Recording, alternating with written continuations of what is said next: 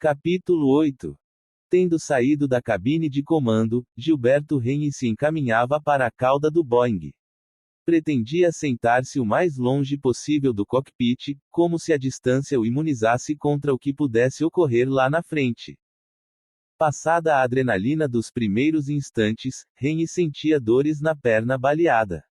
Olhou para os passageiros. Alguns se encontravam aterrorizados. Outros pareciam desligados, abobalhados. Um homem se eximia da realidade, escondendo o rosto por trás de um jornal. Renhe dera apenas alguns passos pelo corredor, quando ouviu o estampido do tiro que matou o copiloto. Pá! Mas sua mente não o assimilou. Registrou-o como sendo apenas um eco do tiroteio de minutos antes. Não passou pela sua cabeça que o homem do revólver pudesse ter atirado em Murilo ou em Vangelis. Amparando-se nos encostos das poltronas, o tripulante extra atravessou toda a extensão da cabine de passageiros e foi sentar-se perto da galei traseira. Deixou-se cair numa poltrona de corredor. Durante a passagem notaram o comissário, Ronaldo Dias, de cócoras, entre duas fileiras de poltrona, o rosto sangrando. Renhe soube assim que não era o único ferido. Na última fila, Pinho se perguntava sobre o que lhe parecera o eco de mais um tiro. Concluiu que o homem que invadira o cockpit disparara contra algum instrumento, para atemorizar os pilotos. O japonês Shiba sabia que não.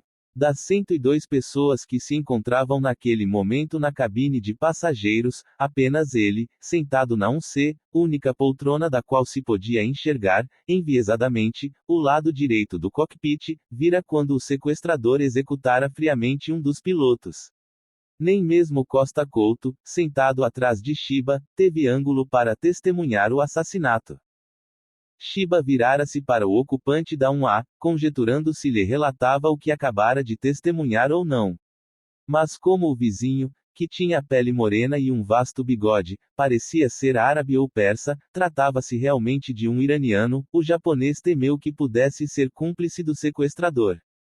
Podia, é claro, avisar aos seus companheiros de viagem, Komatsu e Oda. Mas eles estavam do lado esquerdo da fila 1. Shiba teria de falar mais alto e o homem armado, muito próximo, poderia não gostar de vê-los conversando. Procurando não se deixar vencer pelo desespero, Shiba punha as ideias em ordem. Além de atirar no comissário e matar o copiloto, o sequestrador alvejara o tripulante, que Shiba supunha ser um mecânico de voo, que saíra da cabine com a perna ensanguentada. Sabia que o avião tinha agora apenas um piloto. De onde estava, não tinha como vê-lo. Mas via o sequestrador apontando-lhe o revólver. Se puxasse o gatilho, o avião não teria mais quem o pilotasse. Seria a morte de todos. Não havia a menor necessidade de falar sobre isso a Komatsu e Oda. Iria afligi-los à toa. Murilo simplesmente não queria acreditar em seus olhos. Nem em seus ouvidos. Escutara o tiro, olhara para a direita e vira a cabeça do amigo tremer. E tombar para a frente. A primeira reação do comandante foi instintiva, estritamente profissional, segurou seu próprio manche, para evitar que o piloto automático se desarmasse devido à pressão que o corpo do copiloto poderia estar exercendo sobre o comando da direita, acoplado ao seu. Fernando Murilo não gritou. Mas seu sangue enregelou-se nas veias, como que o anestesiando. Do corpo de Vangelis não saía uma gota de sangue. Mas a cabeça, inerte, repousada sobre o manche, após a convulsão que se seguiu ao tiro, não deixava dúvidas. Estava morto. Mãos nos comandos, olhos nos instrumentos destroçados pelos tiros, Murilo perguntou ao invasor: por quê? Mas por quê, meu Deus? Por que você fez isso? O assassino hesitou antes de responder. Ah, ele ia tentar alguma coisa. Não. Ele ia pegar o fone para falar. Puxa vida, meu Deus do céu, ele tem uma filha de 5 anos. Eu não quero saber disso. Eu não quero saber disso. Vamos parar de falar nisso. Nonato enfiou a ponta do cano do revólver nos cabelos grisalhos do piloto. Não quero mais saber disso. Não vamos falar nisso. Murilo olhou para o atirador e não disse mais nada. E passou a cuidar da pilotagem, que era o melhor que podia, e que sabia, fazer. Usando o seletor de altitude, inseriu o nível 370, 37 mil pés, o máximo que um 737 a 300 podia alcançar. Tal como um condor se abrigando nas alturas, subiu para ter tempo de refletir. Subiu para gastar o mínimo possível de combustível. Subiu, quem sabe, para estar mais perto de Deus. Perto de Vangelis que, lá de cima, o haveria de ajudar. Pôs a velocidade em 230 nós, 425 km por hora, que era a mais econômica. Mesmo sozinho, com os instrumentos danificados, e com um louco armado às suas costas, Murilo sabia que precisava agir sem afobação. Tinha certeza de que, depois do alarme de sequestro, o Sindacta o acompanhava e o ouvia atentamente. Tinha de informar-lhes sobre Vangelis. Como portava junto à boca um microfone, diminuto, preso ao fone de ouvido por uma haste de metal curva e fina, apertou um botão no manche, ligando-o. Falando pelo lado da boca, murmurou para o centro: ele matou meu copiloto. Se as palavras saíram fracas da boca do comandante do VASP 375, caíram como um raio na sala de controle do Sindacta. Como fogo morro acima, a notícia escalou rapidamente a cadeia de comando. O VASP fora sequestrado pouco antes de pousar no Rio de Janeiro, o copiloto fora assassinado. E as telas de radar mostravam que a aeronave voava no rumo norte, em direção à capital federal. Com a morte do copiloto, ficou mais fácil para Nonato controlar, ao mesmo tempo, o comandante e a cabine de passageiros. Postou-se junto à entrada do cockpit, do lado direito, por trás do jump seat, mantendo a porta entreaberta entre as pernas e movendo o revólver para frente e para trás, horizontalmente, em leque. A comissária Ângela queria ir ao banheiro pegar algumas toalhas para estancar o sangue do ferimento de Dias. O médico sentado na mesma fila do rapaz ferido, imobilizado pelo medo, não se identificara como tal.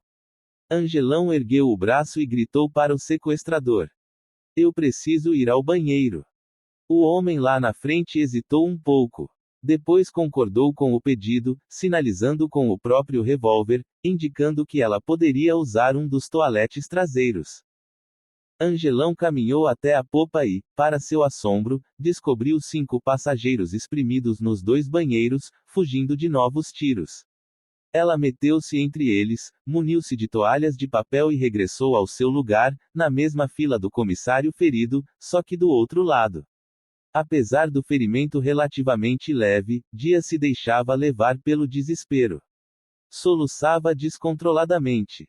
Para complicar as coisas, o sangue do comissário salpicava a roupa de seda da passageira que se interpunha entre ele e o médico. A mulher reclamava: você está sujando o meu vestido. Uma enfermeira, também com autorização do atirador, levantou-se de uma das primeiras filas e foi cuidar dos feridos. Agachou-se no corredor, junto a Dias, e improvisou, com um pano, uma bandagem para a orelha dele, enquanto o médico nada disse ou fez. Depois, ela foi lá para trás, ver o piloto. Sentou-se ao lado de Henry e rasgou a manga de sua camisa.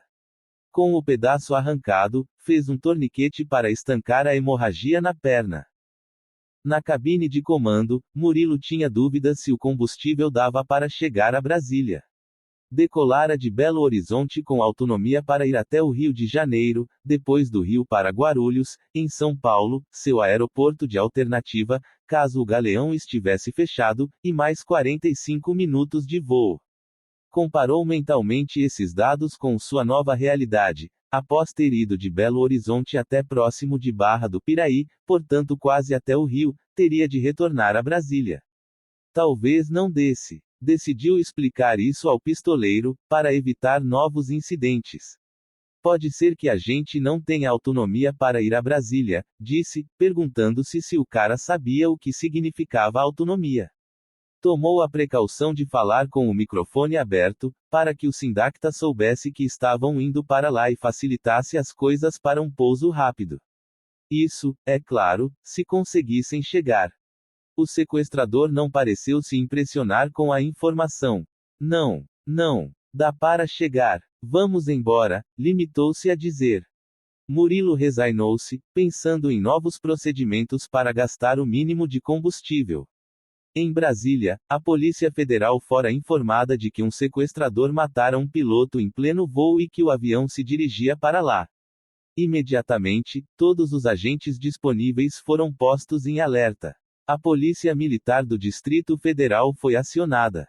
Soldados da Aeronáutica tomaram posição em locais estratégicos do aeroporto. A Base Aérea de Anápolis, unidade a qual competia a defesa aérea da capital, foi notificada. Um caça-mirage foi aprontado às pressas e decolou em 4 minutos para interceptar o Boeing. Na cabine de passageiros do PPS-NT, todos os olhares convergiam para o homem armado lá na frente.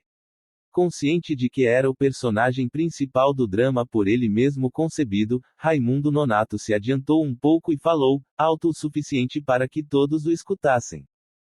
Isto é um sequestro. Se todo mundo ficar quieto no lugar, ninguém sairá ferido. Eu não tenho nada contra vocês. Não houve maiores reações, a não ser alguns suspiros de alívio. Com exceção do passageiro Takayoshi Shiba e o comandante Murilo, ninguém sabia que o sequestrador matara o copiloto. Era um sequestro. Pronto. Ele os levaria para algum lugar, onde seriam liberados, como acontece na maioria das vezes, tanto na vida real como nos filmes. Quando atingiram o nível 370, Murilo estabilizou o avião.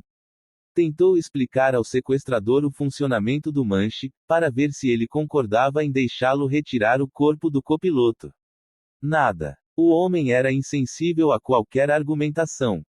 Felizmente, o piloto automático se mantinha funcionando, pois, estando preso pelos cintos de ombro, o cadáver de Vangelis, embora encostasse no manche, não o pressionava muito.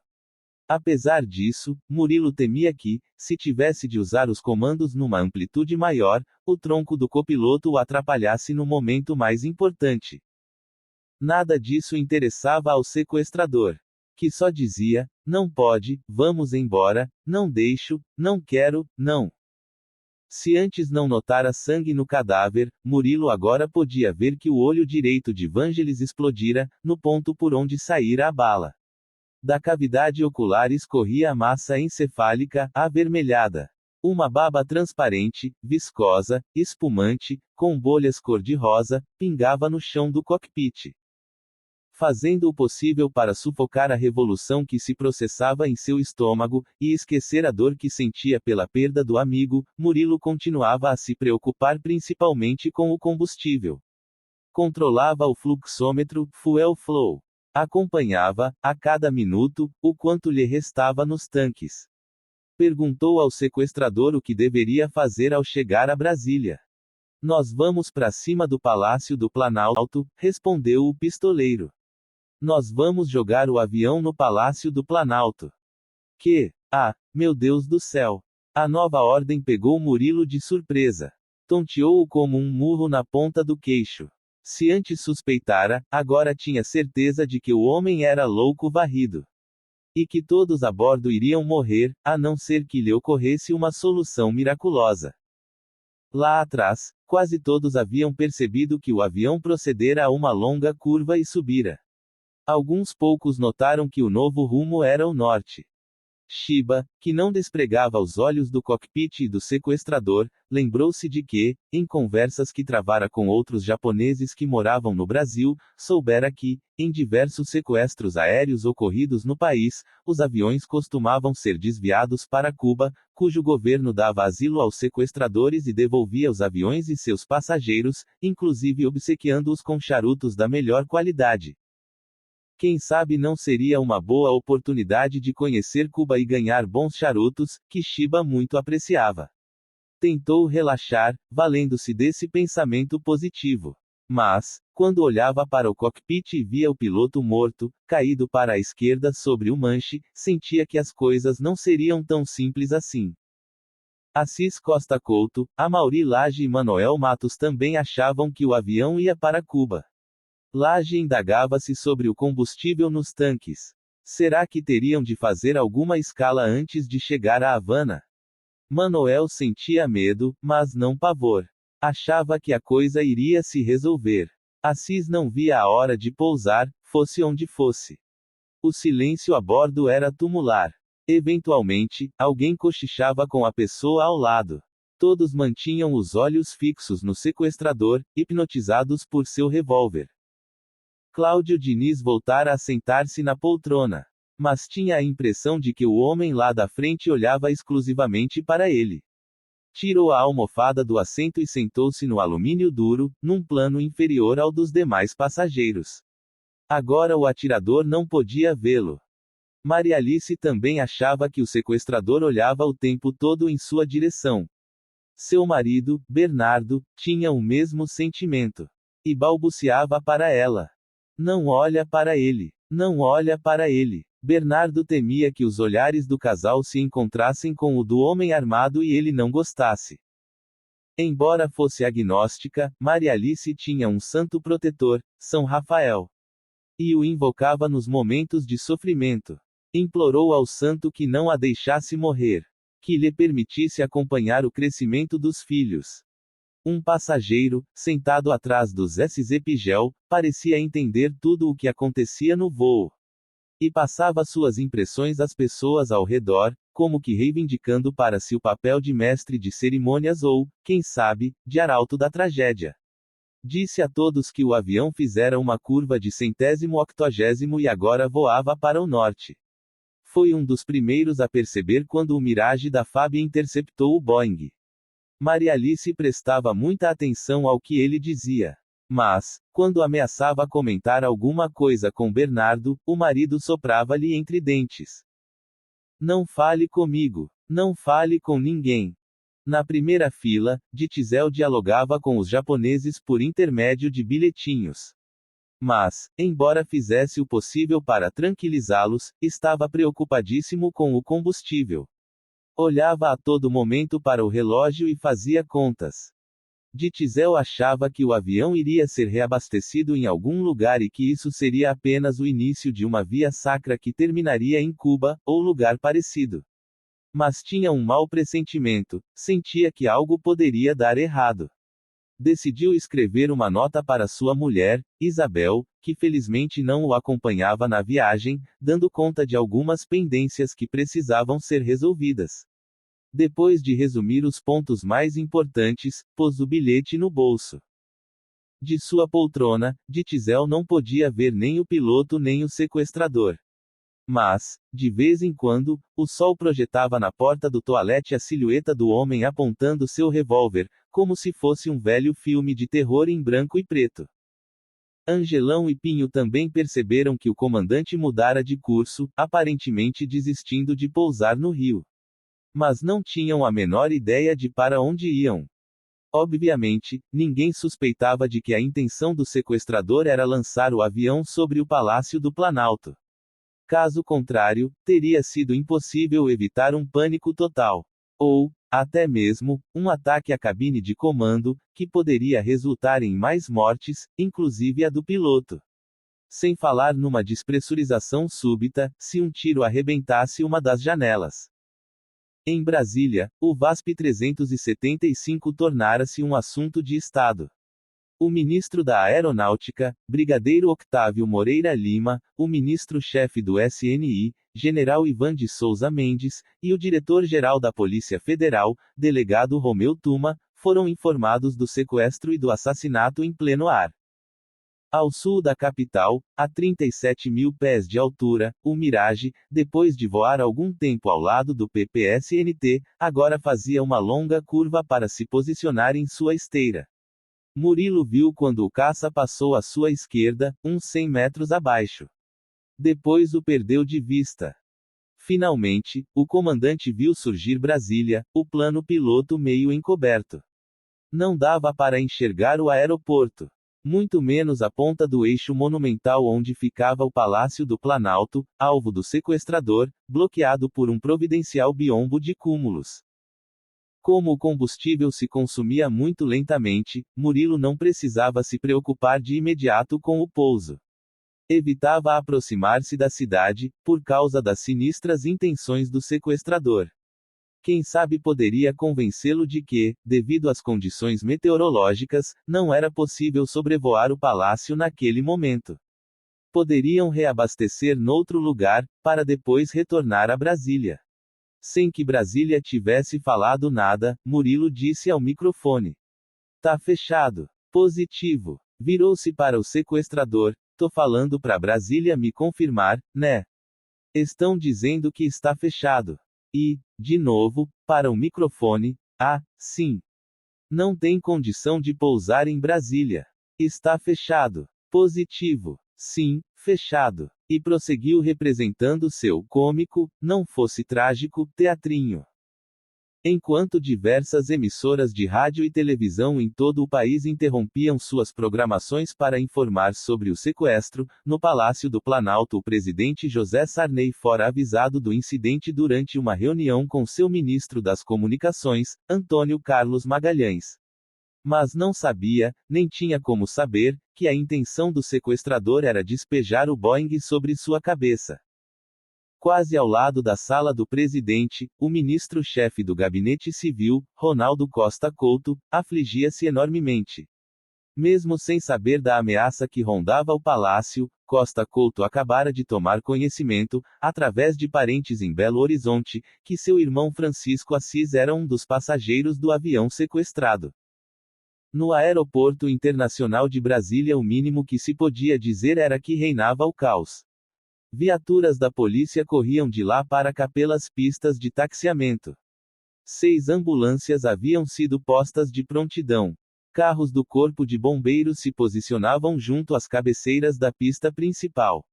O pátio fora ocupado por policiais. O terraço, por jornalistas. Tudo fora preparado para uma eventual negociação com os sequestradores. Ninguém achava que era apenas caso a aeronave se dirigisse para lá, como se podia deduzir das telas de radar do Sindacta. No pátio do aeroporto, policiais ensaiavam, às pressas, num 737-300 igual ao SNT, um assalto à aeronave, como se pudessem adquirir, em poucos minutos, um know-how que não lhes fora passado em anos de treinamento. Logo os repórteres na sacada enxergaram, voando muito alto, o avião sequestrado. E o Mirage que o seguia. Dentro do Boeing, Angelão se assustou quando viu o caça da FAB. Virou-se para Dias, no outro lado, e disse: "A coisa é mais séria do que a gente imagina. Tem um avião pequeno nos seguindo. Acho que é da Força Aérea." Ângela preocupava-se com 2 crianças que choravam e tentava resolver um prosaico problema do passageiro à sua direita, Manoel Raimundo. "Minha filha", sondava ele, "se você não estivesse aqui comigo, eu iria fazer xixi no saco de vômito." A comissária respondeu de primeira: "Não seja por isso, eu olho para o outro lado", e passou-lhe um dos sacos. Apesar da permissão, Manoel inibiu-se totalmente. Simplesmente, não logrou êxito na incômoda e desajeitada tentativa que fez. Na fila da frente, Renato Rezende, fora do campo de visão da aeromoça, aproveitou a sugestão e aliviou-se dentro de seu saco impermeável. A empresária Corina Braga decidira gastar seu tempo escrevendo um diário de voo. Por volta das 11h30 da manhã, rabiscou: "Um homem baixo, moreno, vestindo jeans, deu vários tiros na porta da cabine do piloto e feriu 2 tripulantes." Se muitos passageiros se preocupavam com as reservas de combustível, o piloto Rennie simplesmente não entendia como o avião continuava voando. E voando. E voando. Uma coisa que parecia não acabar mais. A perna não parava de doer. E Rennie tentava administrar a dor, concentrando-se nela, truque que costumava dar certo. Às vezes olhava para fora, via nuvens passando e imaginava que deviam estar voando IFR, por instrumentos. Não tinha a menor ideia de onde podiam estar, embora soubesse que o sequestrador pretendia ir para Brasília, estava lá na frente quando ele o ordenara. De vez em quando, Rennie arqueava o corpo para a esquerda e olhava em direção à cabine de comando.